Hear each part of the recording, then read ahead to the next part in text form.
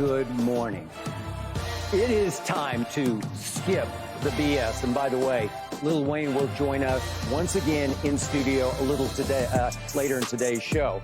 But it is now time for Undisputed. It is time for you to hit us up with your reactions at #UndisputedLive. It is time for me to get some revenge on USC's own Keyshawn Johnson for stealing my Oklahoma coach, Lincoln Riley, and my Oklahoma quarterback, Caleb Williams. I hope you lose to Nevada tomorrow, stinking Lincoln and stinking Keyshawn. Bet you won't put no money on it. No, I won't put any money on it because all the money is on Caleb to win back-to-back Heismans for the first time since Archie Griffin in 74. As I told you yesterday, where would you rather be? Norman, Oklahoma, or sunny Southern California? You're asking the wrong guy. I grew up in God's country, Oklahoma. Oklahoma City is where I want to be. Oh, okay. Okay. Well, if you take the show to Oklahoma, I will not be going with you. I actually just lied to myself because the truth is I'd rather be right here, right now with you. All right, so, Mr. Johnson, what kind of statement does Deion need to make tomorrow? Well, look, in terms of a statement, Skip, he's already made the statement, right? By turning Colorado's program not all the way around, but bringing the attention to it. Now the only thing you got to do at TCU is keep it close. Now, obviously, he wants to win. We know Deion very well. He wants to win the game, and I'm not counting him out. But if you keep it close, don't get run out of the building, because when you look at the makeup of the roster, and I'm talking about the players, not the coaching staff, because the coaching staff is probably, in my opinion, just looking at it, could be the best in the country, man. I'm with you. Yeah. But the roster makeup, when you look at it, Deion came in there and he told everybody, hey, I'm bringing my Louis Vuitton. You guys, some of y'all are not going to be here. And he completely turned things upside down. Yep. You know, and he's only got 9 scholarship players on the team from last year. Okay, check these numbers out. 58 players on the current roster were at other schools. So he went into the portal and he got his players. Now, we did it at USC. Yep. We went into the portal and we got a bunch of players and we turned things around and we almost were in the national championship. We were in the hunt, but we could have been in the Final Four. 7 of those guys, 51 scholarship players and 7 walk-ons. Think about this, comprised of undergraduate transfers, 19 grad transfers, and 5 JUCO transfers. Now, let's talk about the staff, because if the staff is doing the right things, he's got a number of former head coaches, both in the NFL and in college, guys like Tim Brewster, Pat Shermer. Then you think about Sean Lewis, the former head coach at Kent State, who's now calling the offense for Deion. Dennis Thurman, former defensive coordinator, longtime assistant both in the NFL as well as in college football. And here's a kicker for you. Mike Zimmer's floating around somewhere on the campus, not in an official capacity, but he's somewhere helping out. He's advising. He's advising. So when you have that makeup, you know how to get guys in and out of certain situations. And on top of that, Travis Hunter, the #1 overall prospect in 2022, transferred from Jackson State to Colorado. So they have something. You talk about his son. I hope I don't screw his name up. Shedeur Sanders. I got it right. You got it. You talk about that. He's potentially a top 5 quarterback in the draft. So when you look at all of that makeup, now the big thing is up front. What's going to be up front? We know what they got on the perimeter and the skill position players. Do they have the beef? Do they have the defensive linemen? Do they have the offensive line? To be able to go up against TCU, they're going to be motivated. I watched last night with Joe Klatt, his interview with Deion Sanders, and I'm sitting there and I'm ready to run through a wall for Prime because the motivation that he was speaking of was just impeccable. It was at a whole nother level. So if I'm TCU, I'm not sitting there thinking I'm just getting ready to run through them. This is a different team now, TCU is. It's not the same team that played in the national championship. No. They lost a lot of players on that football team. So we'll see what happens. I think Deion keeps it close, though. I hope he does. I believe he will. But I'm going to disqualify myself up front. I'm his biggest fan. I had the honor and privilege of covering him when he was a Dallas Cowboy. He changed life when he moved from the 49ers to the Cowboys. Yes. I don't think the Cowboys win that next year's Super Bowl without Deion re-leveling the field between Dallas and San Francisco. I've said this a lot about Tom Brady on this show. There's some people in sports I don't bet against. I never bet against Tom Brady. I don't bet against Deion Sanders.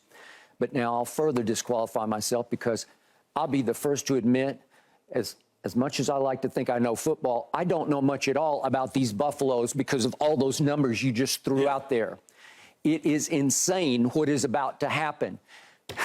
My biggest pet peeve about college football is they don't allow even one preseason game. I know the NFL is shortening it down to 3-ish now, but at least give them one to figure things out, just to get the kicking teams on and off the field, figure all that kind of thing out, because you have to throw all of that out cold on national TV with the eyes of the football world on you, because you've drawn them, you've asked for them, you have painted a bigger and bigger target on your back, because that's who he is. He always did that. This is. But when you believe, as you know, Skip, you covered him. But when you believe in something deep inside, it's bigger than the television camera. Okay. He's doing this for the young men. He is. Okay, he's doing this for the young men. As he said last night on his interview, it's not about the NIL right now. It's about the bag in the NFL. It's about getting the Lamar Jackson type money, the Jalen Hurts money. That's what it's about. It's not about getting the NIL money and playing those games. It's about getting that money and getting your education. So I'm not going to discount him.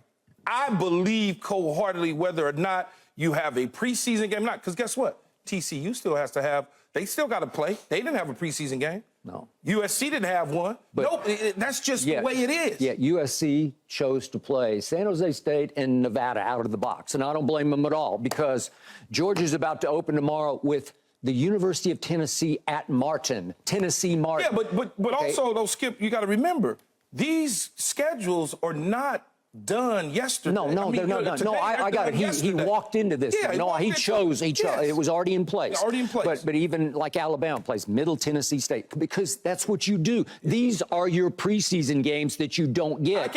I could almost guarantee you when they scheduled TCU. Yeah. That was so long ago. TCU was probably just a team with a logo. All right, but only Deion Sanders could fall into this spot in his first big game at the D1 level. Obviously, he was at Jackson State. But to be on Fox at big noon, this is prime time and daytime to me. Yeah. Because I hope for this network's sake, we're going to do a big rating off this game, and I'm pretty sure we will, whether we want to or not. It's because of him. Would you watch this game if Deion was not? Heck no. Okay. Well, I mean, no. Unfortunately, TCU listen to this. Colorado without Deion Sanders on the sideline. You know how big an Oklahoma fan I am? Yeah. We open tomorrow with Arkansas State at 9 a.m. on ESPN. What game do you think I'm going to be at least have one big eye on? I'm going to be watching Deion, because I'd like to think we'd win 70-7 or whatever the score. We'll name the score against Arkansas. I hope we are. I don't know if that's true or not, because I don't know much about Arkansas State. But my point to you is, I don't know really anything about those Colorado Buffaloes, except he coaches them, and all those guys you just said. Yeah. The brain power on that staff is extraordinary. And I'm going to give a quick shout out to the man you mentioned, Dennis Thurman, who's been a longtime friend of mine. He recruited you to go to USC. Am I right about that? Absolutely. DT, as they call him. Yep. He has been with Prime for a long time, and he has high defensive intellect, because he played the cornerback position and the safety position for my Dallas Cowboys and for your USC Trojans. My point is, Deion has assembled. I think it's it has to be the best coaching staff. I'm telling you, it certainly is the best coaching staff from an experience standpoint on both levels. Yeah. Now, have other coaching staffs done it longer on the Division I level? Sure. Yeah. But that doesn't mean anything. I got it. That doesn't mean anything. People said that Prime couldn't coach football because of who he is, right? Because he's Deion. His expectations are too high. Kids will run through a wall for that. Okay, they will run through a wall for him. Regardless of what you think about the competition level at Jackson State, they ran through it. He assembled the right staff. He understood what he needed to do. He put players in place to be able to shine, and now he's going to do the same thing in Colorado. The other day when we were talking, I said, look, you say, well, you asked the question, when would Colorado turn around under Deion Sanders? I said, here's what's going to happen. He's going to win X amount of games this year, more the next year, more the next. And then at that point in time, some smart general manager, president of a team, owner in the National Football League is going to say, enough of the you know what, we want that guy to be our head coach. I'll buy that. Players will run through a wall for him. We can attract free agents. We don't have to do the good old boy way. We can do it that way. We can do the bravado way. Yeah. We don't have to do the, well, you know, haha. No, we coming with some swag. I know and what that's you're who saying. Prime is. I completely agree with you. The good old boy network that still operates at a high level in college football does not like what he's doing because this isn't the way you do it. But that's okay, because that AD at Colorado, you got it right. He made the decision. He did. And he talked to whoever, his president, he talked to his boosters, and they pulled the trigger. Yep. He didn't stick to the old guard and say, no. Well, we need to approach it this way with these type of people who look this way, who act this way. The norm. Who's gonna go play golf every off day? No. They said, let's turn this thing upside down. Yep. Let's shock everybody. Let's go get Deion Sanders and convince him that this is the place that he needs to be. They gave him the opportunity when Florida State, his alma mater, said, nah, we don't want to give him the opportunity. Yeah. Now he got he has the opportunity. There has been this resistance over many years in college football to hire black head coaches because the top administrators at the school say, well, do our biggest boosters, almost always white boosters, absolutely, do they want to rub elbows, go to lunch, dinner with the black head coach? Yes. Well, hey, who doesn't want to go to dinner with Deion Sanders? I don't care what color you are. Trust me, you will have the most entertaining dinner of your life. Yes. Right? Yes. Okay, so here's Deion in the big picture to me, the guy I got to know in Dallas. I look back at his career, and I have made the case many times. I think he was the greatest athlete ever. I'm talking about, I know Bo Jackson gets a lot of accolades here. You can throw a lot of names out, but think about this. Deion played baseball at the highest level. He was the starting center fielder in a World Series, the Atlanta Braves. Helicopter. Yeah, helicopter back and forth. And he started in center field for the New York freaking Yankees. Yes. This man was also first-team All-State in the state of Florida in the sport of basketball. People forget about that. Yeah. And then, obviously, I think we all agree, he was by far the greatest cornerback ever. Oh, yeah, no, there's no question. You mentioned basketball, you mentioned baseball, you mentioned football, but what you didn't mention was track. Well, had Deion focused in on that, he'd probably have a gold medal or two. Okay, he probably would, because they still tell the story about the, you know, the combine story, where he just shows up in his sweats, and they say, well, you going to run? No, I didn't plan to. Look, freak of nature. Hey, and you know what he ran? He just took his sweats off and didn't even stretch and ran 4.2 something. Yeah, okay. but a freak of nature. Yeah. There's no question about it. But he didn't get that way just because. He got that way because he focused and trained to get that way. He put it in. It was dedicated. And that's what he's doing with Colorado's football program. Yeah. He's dedicating something to change things around.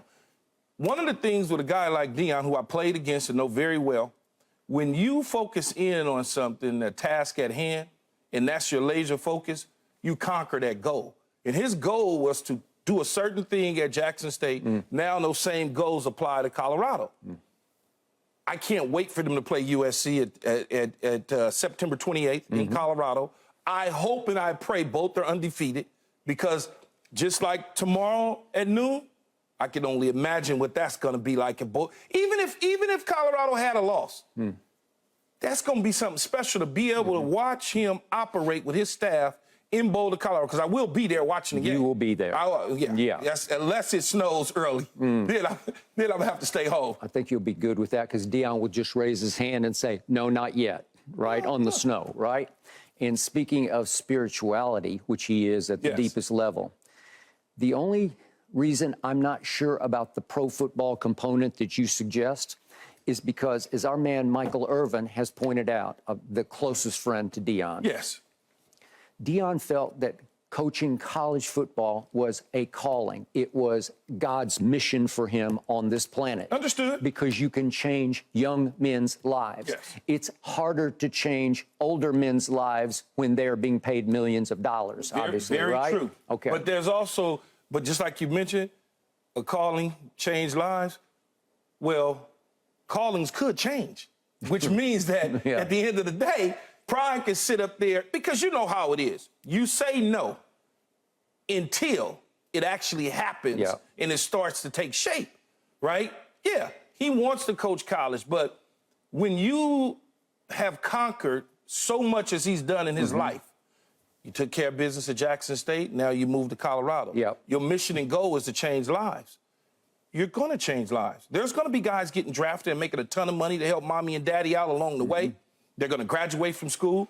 He's going to win some bowl games. Now, he can do it at the highest level with that opportunity. If you think about coaches, for the most part, all of them want to do it at the highest level. They want to do it at the highest. College is cool, but the highest level, it's a different, you know, getting from college basketball to the NBA, right? From the college football to the NFL. They all want to try. How many times do we sit around and say, well, he's a college, he's a lifer. And then all of a sudden, he jumps because somebody comes a calling and begging for him. Coach Saban to Miami. Coach Saban to Miami. Then he realized, hey, that really ain't for me. Not me. You know, Urban Meyer, he was never going to do it. Never. Oh, I don't want to coach in the pros. Next thing you know, he tried the Jacksonville thing, didn't work out. Went back to college. Matt Rule. Oh, I'm good here in Baylor. Well, maybe not. Then that, boom, goes to Carolina. And didn't work out. Back in Nebraska now. So all I'm saying is, I wouldn't discount some owner. You mentioned boosters. Owners are the same way. I often say this because I've done so much research in this department. Owners don't necessarily have daily, day-to-day black friends. So the comfort level, it's not that they don't like us. I got it. It's just a comfort level. When you don't engage on a daily basis, okay, and your core group at dinner or in your yachts all look like you and don't look like us, you don't have a certain comfort level. You do not. And so until then, we're going to always be at a disadvantage. And by the way, that doesn't mean they're racist. Doesn't mean it at all. It's not in their world. It's not. They don't know that world. It's just not in their world. Yeah. You know, I've been in many owner boxes, and I've been the only black dude in the box. Absolutely. Like looking around. Well, okay, I get it. But there's going to be somebody that says, you know what? I'm not going to do it the way the other 31 guys do it. I'm going to do it different because I need to win.